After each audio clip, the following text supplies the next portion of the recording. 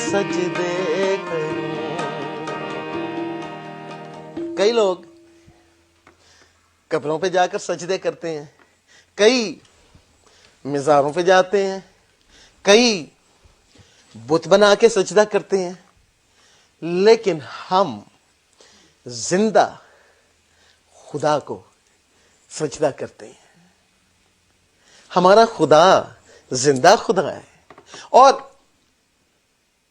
میں جب مر بھی جاؤں گا جسمانی طور پہ، روحانی طور پہ میں ہرگز نہیں مروں گا، کیونکہ میرا خدا اس لیے آیا کہ میں اور آپ زندگی پائیں، اور اتنی زندگی، کثرت کی زندگی پائیں.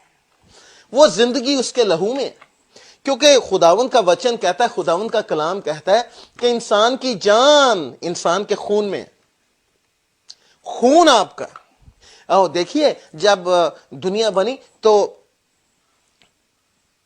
کائن نے ہابل کو قتل کر دیا تھا. In English can killed able, remember? کائن نے ہابل کو قتل کر دیا تھا. تو خدا نے کہا تھا کہ ہابل کا خون مجھے زمین سے پکارتا ہے.